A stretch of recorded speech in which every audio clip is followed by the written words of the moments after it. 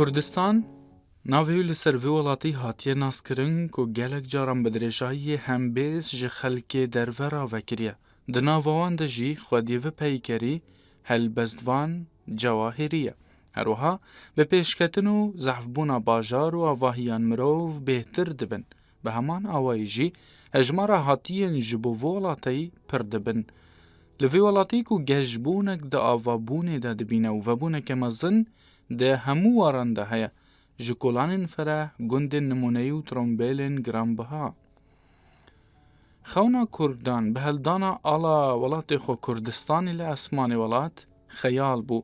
هر دمشی لجموان جه شارزایی و سربلندیه بو. ایدی کل ها باجار هولیره بلگه دیروکه که دریجه که اف ملت ده در باز بولی حتی چرا دی دبکو پیشکتنا ویا دوار آواهی ده به پیشکتنا یا ساین ویره بیپیوان لدرباره نشتجیبون و رگزنامه.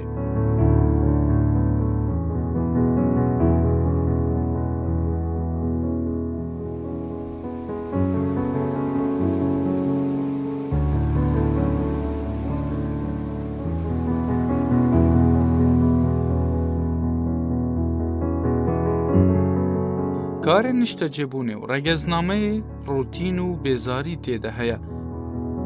به صدما نجدا کرنا دنافبرا کردان و بیانین کل هرما کردستان دجین. مجی فیصل هلبجارد کج روژاوای کردستانیه و کمیناکه که لسرگاو نشتجیبونه.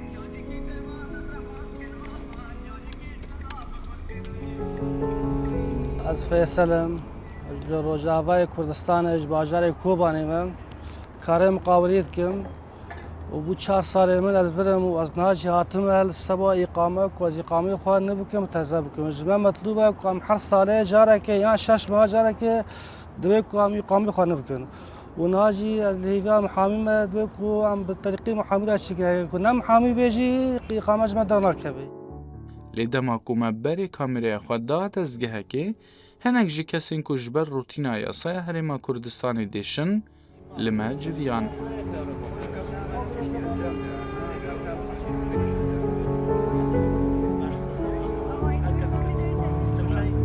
او هر دو کارگر جرو جلاتی کردستانی نه. یک جوان نشتجبون آوی جی سلیمانیه و کاغذ نوی ناین گوهستن جبو حولیره. یه دنجی اف سه مهنوی لسروی دریه. لنشتجبون ورناگره بسدما کو هنه کارمن به هن پیدویان نزانن.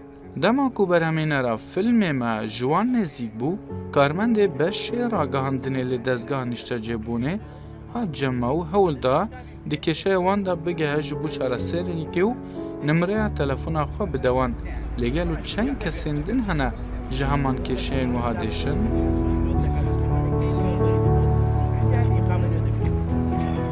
فەرمانبەری زیاتریش هەیە کە شارەزابن لە بوارەکان و دەبێ ئەو فەرمانبەرانەی لێرەکە کار دەکەن چونکو کاری نشینگە کارێکی میمە تەئسیر دەکاتن لەسەر ژیانی ڕۆژانەی ئینسان بۆیە دەبێت زۆر ئیحتیمامی پێ بدرێ و هەروەها تەئسیر دەکات لەسەر بەڕێوەبردننی کارەکانی و بەرهێنان کارەکانی ئەنجامدانی بەڵێندەرایەتی ئەو کارانەی کۆمپانیەکان ئەنجامی دەدەن بۆیە دەبێ ئاسانکاری بکرێ لێرەدا بعضێ برادر هەن ئەو حقیقەتە تێناگەن ئەو حقیقەتە یعنی ئەترافی پێ ناکەن مەسەلەم کابرایەکەیە معاملەیەکی هەیە شتێکی بچووکی هەیە لە سەلاحیەتی مۆزەفەکەدایە کە کارەکە جێبەجێ بکە دەبینی ملاحەزەیەک دەنووسێ تەحویلی مدیری نشینگە دەکاتن ئەمەیان هەم وەختی هاوڵاتیەکە دەڕوە هەم وەختی کارمەندەکە خۆی دەڕوە هەم لە نەفسی وەختی مدیریش دەڕواتن بەڕێوە و دەبینی مدیر تەنیا تێبنێتن کاکە جێبەجێ بکرێت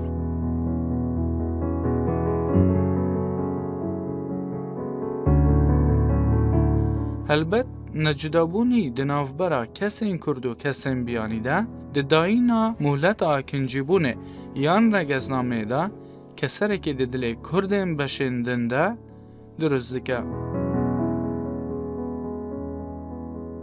شیخ محەممەد ڕەسوول ژێ ڕۆژهەڵاتی کوردستانیە.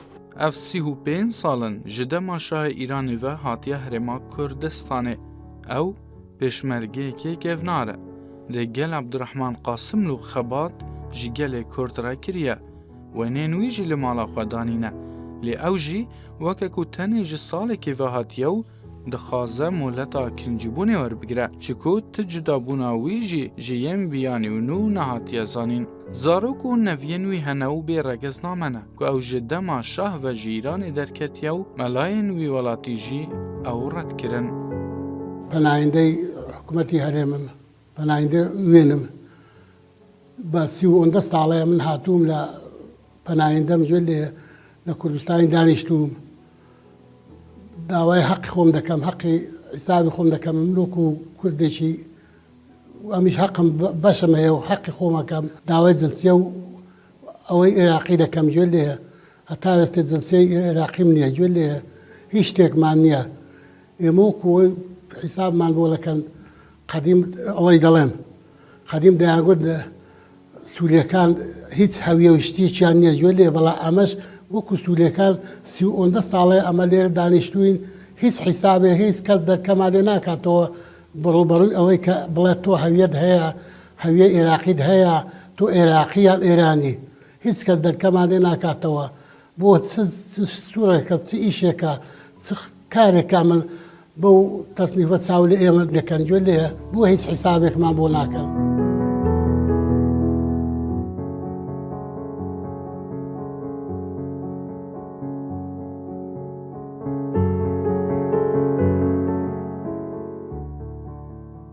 خۆی کێشەی قانونی ئیقامە ئەوەیە کێشە قانونەکە قانونێکی کۆنە هی ساڵی 1970 تقریبا 36 ساڵ پێش ئێستا ئەو یاسایە دەرکراوە. جا هەر گۆڕانکاریەک یا هەر هەموارکردنەوەیکی ئەو یاسایە ئەوێ لە ڕێگای یان وەزارەتی ناوخۆی حکوومەتی عێراقی فیدراڵەوە بکرێت یان لە ڕێگای پەرلەمانی عێراقی فیدراڵەوە بکرێت کە هەوڵ بدات قانونێکی نوێی ئیقامە یان قانونێکی نیشتەجێبوون نشینگەی تازە دابنێت بۆ کە لەگەڵ ئەم بارودۆخەی ئێستا لەگەڵ ئەم گۆڕانکاریانەی ئێستا و ئەم با بڵێن ڕێڕەوی ئاوەدانی و هەوڵی ئاوەدانی و ئیشکردن و زۆرترین سەردان و کە دەکرێت ئێستا بۆ هەرێمی کوردستان و بۆ عێراق هەوڵ بدرێ لەگەڵ ئەمەیە بگونجێت.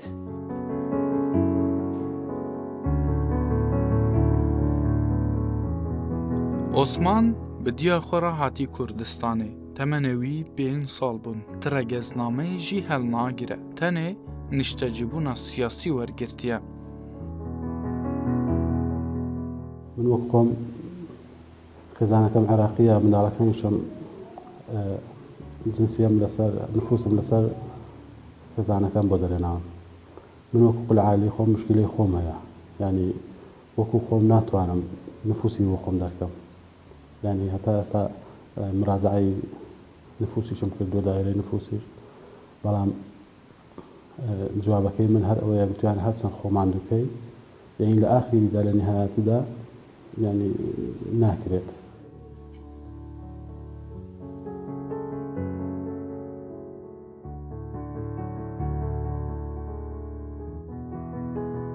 Meryem Keça Mihemede li vê welatê ji dayîk bûye. Derçûya peymangehekê lê kar bi dest wê nakeve, niha li malê ye. Hevalên wê jî kar li dezgehan peydakirine lê wê peyda nekir. ساڵێکە لێرە دانیشتوین تقریبا ئەمنەوە تەخەڕوجم کردووە یان لێرە تەخەڕوجم کردووە بەڵام بەداخەوە 3 ساڵە لە ماڵە دانیشتوم تا ئێستا نەمتوانیوە بیانی بڵێن تەعین ببم منش پێم خۆشەوەکو هەر هاوڵاتیەکی ئێرە تەعین بم ینی بڵێن ئەگەر تەعینیش نەم بەڵام هیوایەکەم هەبێ بە تەعین بوون ینی ئەگەر پێم بڵێن بۆچی ینی هەویەکەم بۆ دروستکەن بۆ ئەوی پێی تەعین بم منەوە ماوەیەکە ینی تقریبا 25 ساڵ زیاترێدی لێرەمە ناتوانم ینی بڵێن بە وەکو کوردستانیەکی حسابم بۆ ناکەم وەکو کەسێکی پلە دوو حساب بۆ ئێمە دەکەن ینی بەڕاستی ئەوە ناخۆشەکە تەخەڕوج بکەی و دووبارە لە ماڵەوە دانیشی ئەمن هەموو ئەو خوێندنم کردومە ئێستا هەم بە خۆڕایی دەرچووە حساب کە بڵێن نەم خوێندووە ینی وەکو کەسێکی نەخوێندەوار وام لە ماڵەوە. Kêşeya niştecêbûnê yan mohleta akincîbûnê û regeznamayê li vî welatê ku pêş neket û bi biryara hikûmeta navendiya Bexdayê vegirê daye êdî Di baştirîn halde niştecîbûn salekê dimîne. Her salekê jî dîsan nû dibe. Ku xwediyê wê jî nikare bi wê jî malekê yan trombêlekê bi navê xwe bikire. قامەی من ساڵانەیە دەبێ ساڵە جارێکیە من نوێکەمەوە یعنی هەر لە یەک مانگ ڕادستم پێ کردووە بۆ بە 3 مانگ ئەو جا 6 مانگ نهایەتی ئێستا ساڵێکە ساڵە جارێک دەبێ قامی خۆم نوێکەمەوە یعنی مشکلی قامەش ئێستا تۆزێک غەرامە شتانە پەیدابوون پار وابزانم بەکە خەڵەت من 3 ڕۆژ یان 4 ڕۆژ لەسەریەوە بوو 350,000 غەرامەداوە ینی لەوانەیە الحەمدوللا واز ئەم باشە بەڵام ئەمن نەفەرم پێشێک دێت یعنی 27 ڕۆژ نەچۆتە کارێ نەچۆتە ئیشێ کڕێخانی دەدا ئەو جا 250,000 غەرام یعنی بۆ ئەو یەکجار زۆرە کە ئیقامەت دەدەنێ یعنی دەبێ هەموو ساڵە جارە بچی ئیقامەکە نوێ بکەیەوە کە بەسەریش چوو تاریخەکەی بەسەر چوو دەبێت دووبارە جارێکیانی بڵین غەرامەت دەکەن ئەو غەرامەتە زۆر جار ینی زۆرە بۆ ئێمە ینی ناخۆش ئەگەر ئەتۆ هەست نەکەی لە ماڵەدایکە لە ماڵەوەی ئەتۆ ئیشت نەبێت چۆن ئەو غەرامەی لەکوێ پەیدا دەکەیت ئەو کارمەندانە کە وەختیان بەسەردا دەچێت و تووشی غەرامە دەبن بەخۆی بە ئەسڵ کارمەند دەیداتون چکو دێت سەر کارمەند بەڵام بەعزێک کۆمپانیە هەیە دەزانێت کارمەندەکە وەزعی خراپە خۆی لە وڵاتی خۆی بەجێ هێشتووە هاتووە لێرە 400-500 دلار مەعاش وەردەگرێت 500 دلار جەزا بدە دەگەڕێتەوە وڵاتی خۆی وە کار ناکە بۆیە بەعزێ لە شەریکاتە گەورەکان تەماشای ئەو مەسلە ناکەن خۆیان پارەکەیان بۆ دەدەن.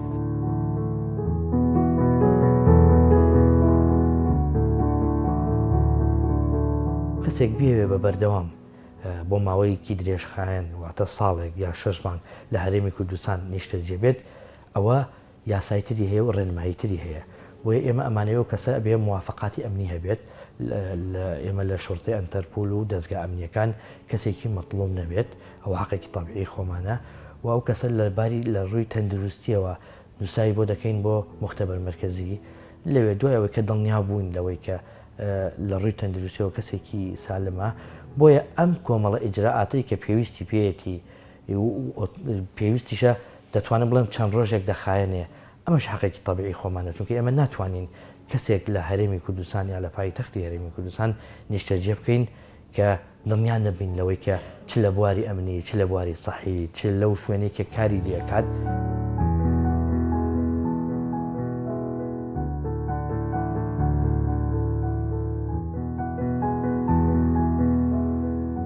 Çima nişteciyê Kurd nikare bibe kefîl ji mirov û hevalên xwe re dema serdana Kurdistanê dikin, yan jî kesekê din dipirse çima wiha ye? Pêwîst e zimanê wî yê Kurdî kefîlê wî be, gelo tiştekî lojîk e ku kesekê Kurd bibe kefîlê Kurdekî û ev jî serdema dîlêtiyê bibîra metîne.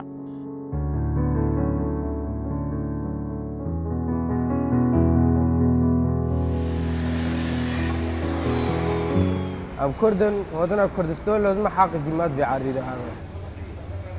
كي خونيا كي بقولنا خوني هلا كفيل الغازة كفيل شيء تحولي أملكون كم تبيني سعر جرانا سعر خوني أجار خاي جرانا سعر ما أملكون تحولي. كمان قطعة كفيلة وكل جام كرد أوان.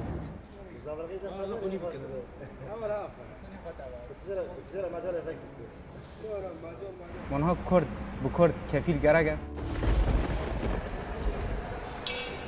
دارت مام هاد يعني شو لقالك كفارة بكم وكانت هنا بزور حولم دا كان خوت معدومك تو بك إقامته بكفارة ورناجية باورك سيد شواركس يعني تلفون بكذا يقدر يقول لسر إيش دنا ده هاتم بتشاون يقدر يقول دوامم هي يعني آخري زور خفت بعض هذا مدري يعني لكن ما يعني فيهم عيب ولا خدا خمهات مدري باور ذاك اللي كساري تيرجليا يعني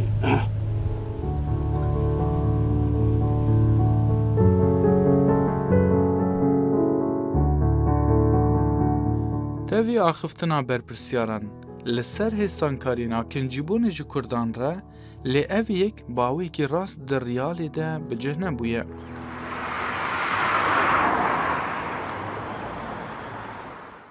Malbata Mihemed û zarokên wî û nevên wî heta kengî wê bêregezname bimînin.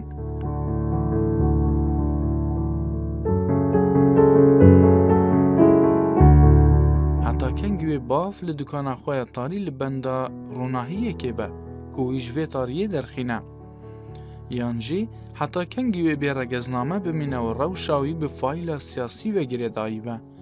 Eger li çi welatî ba, wê sê regezname wergirtibana, tevî ku wî hemû kaxezên xwe bi ser jî kirine, êdî biryar li ku derê radweste.